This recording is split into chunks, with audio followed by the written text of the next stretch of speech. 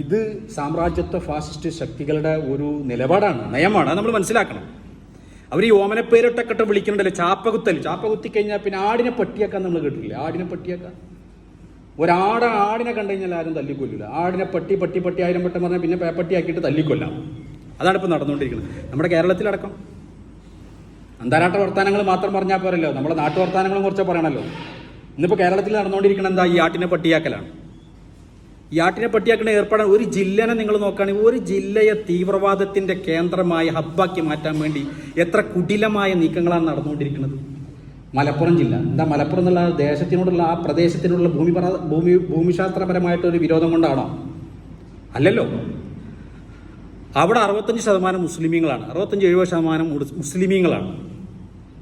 അപ്പം മലപ്പുറം ജില്ലയെ കരിവാരി തേച്ച് അപകീർത്തിപ്പെടുത്തുന്നതോടുകൂടി സംഭവിക്കാൻ പോകുന്നത് എന്താ? മുസ്ലിമീങ്ങൾ മോശക്കാരാണെന്ന് പറയാം. ഏറ്റവും വലിയ ക്രിമിനലുകളുടെ നാടായിട്ട് ചിത്രീകരിക്കാം മലപ്പുറം ജില്ലയെ. അപ്പം മുസ്ലിമീങ്ങൾ ക്രിമിനലുകളാണ്, അവർ കള്ളപ്പണക്കാരാണ്, അവർ കള്ളക്കടത്തുകാരാണ്, അവർ ഹവാലപ്പണത്തിൻ്റെ ആൾക്കാരാണ്, അവരൊക്കെ മോശക്കാരാണ്. അങ്ങനെ മോശക്കാരാക്കിയിട്ടാണ് ചിത്രീകരിച്ചു കഴിഞ്ഞാൽ പിന്നെ നാഷണൽ ക്രൈം റെക്കോർഡിൽ എന്ത് വരും? ഇവർ തീവ്രവാദികളും കള്ളന്മാരും കൊള്ളക്കാരും ഒക്കെയാണ് എന്നുള്ളത് പിന്നെ കേന്ദ്രഭരണ പ്രദേശമായിട്ടോ തോന്നിയമായ പട്ടാളത്തെ ഇറക്കാനോ ഒക്കെ പറ്റും. അത് മാത്രമല്ല കേട്ടോ, ഇതിൻ്റെ ഒക്കെ ലാഭം കൊയ്യുന്നത് നോർത്ത് ഇന്ത്യയിലാണ്. കാരണം മുസ്ലിമീങ്ങൾ ഇങ്ങനെ ഭൂരിപക്ഷമായി കഴിഞ്ഞാൽ ഉണ്ടാകുന്ന അവസ്ഥ കണ്ടില്ല. കള്ളന്മാർ, കൊള്ളക്കാർ, തീവ്രവാദികൾ, ഭീകരവാദികൾ ഒക്കെ രാജ്യവിരുദ്ധർ. ഇതിൻ്റെ ഒക്കെ ഒരു പിന്നാമ്പുറം നമ്മൾ മനസ്സിലാക്കണം. നമ്മുടെ കേരളത്തിൽ ഒരുപാട് എയർപോർട്ടുകളുണ്ട്. കരിപ്പൂർ എയർപോർട്ടിൽ നിന്ന് പിടിക്കുന്ന ഗോൾഡ് മാത്രം, ഹവാലാപ്പണം മാത്രം തീവ്രവാദ പ്രവർത്തനങ്ങൾക്ക് വേണ്ടി ഉപയോഗപ്പെടുത്തുന്നു, രാജ്യവിരുദ്ധ പ്രവർത്തനങ്ങൾക്ക് വേണ്ടി ഉപയോഗപ്പെടുത്തുന്നു. ഇതാരുടെ അജണ്ടയാണ്? സംഘ് പരിവാറിൻ്റെ. അതാരാ ഇപ്പോൾ ഏറ്റുപറഞ്ഞുകൊണ്ടിരിക്കുന്നത്? നമ്മുടെ രാജ്യത്തിൻ്റെ, നമ്മുടെ കേരളത്തിൻ്റെ, സംസ്ഥാന കേരളത്തിൻ്റെ മുഖ്യമന്ത്രി അടക്കം. ഞാൻ രാഷ്ട്രീയം പറയാമെന്ന് വിചാരിക്കരുത് കേട്ടോ, ഒരിക്കലും പരിശുദ്ധമായ മെമ്പർ ഞാൻ അതിനെ ഉപയോഗപ്പെടുത്തില്ല. പക്ഷെ ഉമ്മത്തിനെ ബാധിക്കുന്ന ഒരു വിഷയമാണെങ്കിൽ ഭരണാധികാരി പ്രധാനമന്ത്രി ആണെങ്കിലും മുഖ്യമന്ത്രി ആണെങ്കിലും മന്ത്രി ആണെങ്കിലും MLA ആണെങ്കിലും മെമ്പർ ആണെങ്കിലും നമ്മൾ പറയേണ്ടി വരും. അത് സ്വാഭാവികം മാത്രം. അതിനങ്ങനെ നിങ്ങൾ കണ്ടുകൊണ്ട് കാണരുത്. നമ്മൾ അദ്ദേഹത്തെ ആ പാർട്ടികളെ ഒന്നും വിമർശിക്കുന്നില്ല. നേരെ മറിച്ച് ഒരു മനുഷ്യന് സാമാന്യ ബുദ്ധി ഉണ്ടല്ലോ, അത് വെച്ചിട്ടൊന്ന് ചിന്തിക്കണ്ടേ. കരിപ്പൂർ എയർപോർട്ട് എന്നു മുതലാണ് മലപ്പുറം എയർപോർട്ടായി മാറിയത്? ഇതുവരെ കാലിക്കട്ട് എയർപോർട്ട് എന്നാണ് പറഞ്ഞിരുന്നത്. അതിപ്പം ഞങ്ങൾക്കൊക്കെ വലിയ സങ്കടം ഉണ്ടായിരുന്നു. കാരണം ഞങ്ങളെ മലപ്പുറം ജില്ലയിൽ മലപ്പുറത്തേർ ഭൂമി കൊടുത്തിട്ട് അവരെ അധ്വാനം കൊണ്ടും അവർ വലിയൊരു സംഭാവന അതിൽ അർപ്പിച്ചിട്ടുണ്ട്. എന്നിട്ട് പേര് കാലിക്കറ്റ് എയർപോർട്ട് എന്നാണ്.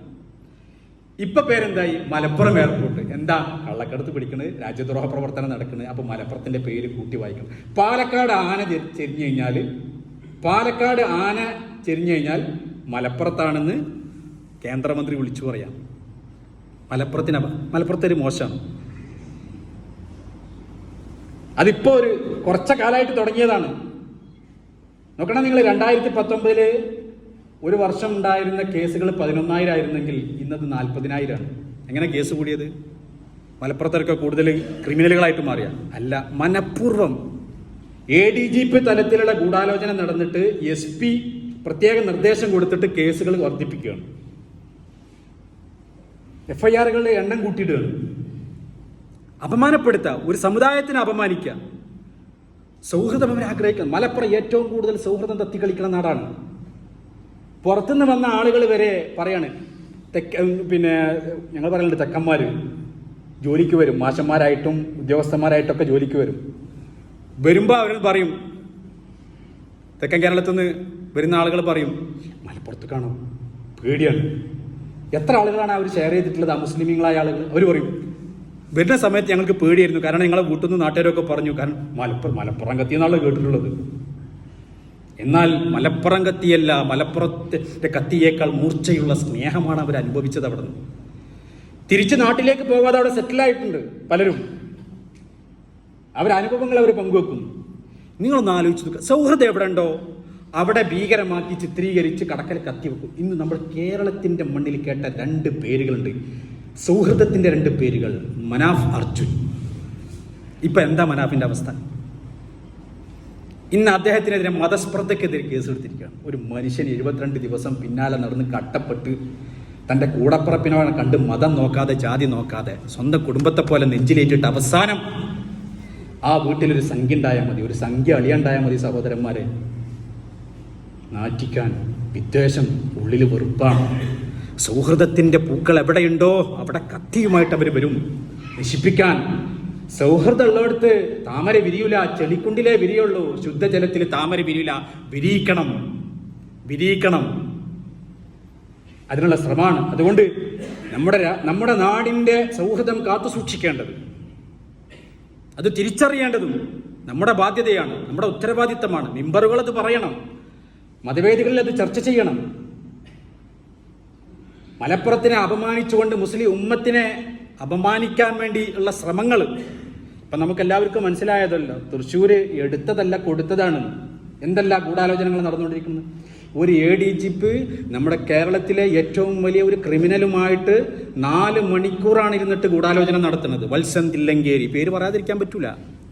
കേരളത്തിൽ നടക്കുന്ന എല്ലാ ഓപ്പറേഷനുകളും പിന്നിൽ ആരുണ്ടെന്ന് ചോദിച്ചാൽ സംഘപരിവാർ നടത്തുന്ന ഓപ്പറേഷനുകൾ പിന്നിൽ, കൊലപാതകങ്ങളുടെ പിന്നിൽ, ശബരിമലയിൽ പോലീസിനെ നിയന്ത്രിച്ചത്, ആലപ്പുഴ ജില്ലയിൽ കൊല്ലപ്പെട്ട ഒരു സഹോദരൻ, അദ്ദേഹത്തിൻ്റെ കൊലപാതകം നടക്കുന്നതിന് മുമ്പ് അവിടെ വത്സൻ തില്ലങ്കേരി വരുന്നു.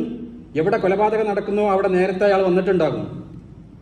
ഇപ്പം നോക്കൂ നിങ്ങൾ, നല്ല നിലയിൽ സുരക്ഷാ പ്രവർത്തനങ്ങളും ഒക്കെ നടക്കുകയായിരുന്നു. അവിടെ ആളുകൾക്ക് ഭക്ഷണം കൊടുക്കുക. അല്ല വയനാട്, അവിടെ വന്ന് തില്ലങ്കേരിയും ADGPയും തമ്മിൽ ഗൂഢാലോചന നടക്കുന്നു. പിന്നെ അവിടെ ഭക്ഷണത്തിൽ മണ്ണ് വാരിയിടുന്നു.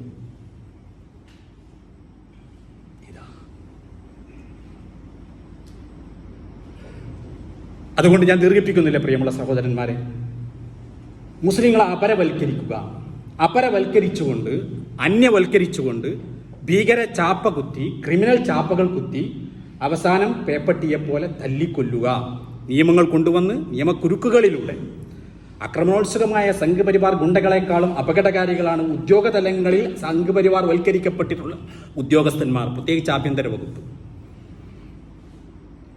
അത് ശുദ്ധീകരിക്കപ്പെട്ടിട്ടില്ലെങ്കിൽ നമ്മുടെ കേരളത്തിനെ സംബന്ധിച്ചിടത്തോളം ഇവിടുത്തെ സൗഹൃദാന്തരീക്ഷം തകരും, കേരളം തന്നെ തകരും. കേരളം സംഘപരിവാറിന്റെ ഹബ്ബായിട്ട് മാറും. ഇതുവരെ ഇടം കിട്ടാത്ത കേരളത്തിലേക്ക് സംഘപരിവാർ മറ്റു വഴികളിലൂടെ എന്തൊക്കെയോ ചീഞ്ഞു നാറുന്നുണ്ട്. എവിടെയൊക്കെയോ ഗൂഢാലോചനകൾ നടക്കുന്നുണ്ട്, എവിടെയൊക്കെയോ സഹശയനങ്ങൾ നടക്കുന്നുണ്ട്. അള്ളാഹു കാത്തിരക്ഷിക്കുമാറാവട്ടെ. നമ്മുടെ നാടിനെ അള്ളാഹു താല കാത്തിരക്ഷിക്കുമാറാവട്ടെ. എല്ലാ ഫിത്തനുകളിൽ നിന്നും അള്ളാഹു കാത്തിരക്ഷിക്കുമാറാവട്ടെ. എല്ലാ തിന്മകളിൽ നിന്നും, എല്ലാ അക്രമികളുടെ കൈകളിൽ നിന്നും അള്ളാഹു ഈ നാട്ടിനെ കാത്തിരക്ഷിക്കുമാറാവട്ടെ. അള്ളാഹു നമുക്ക് സന്തോഷവും സമാധാനവും നൽകി അനുഗ്രഹിക്കുമാറാവട്ടെ. നീതിയും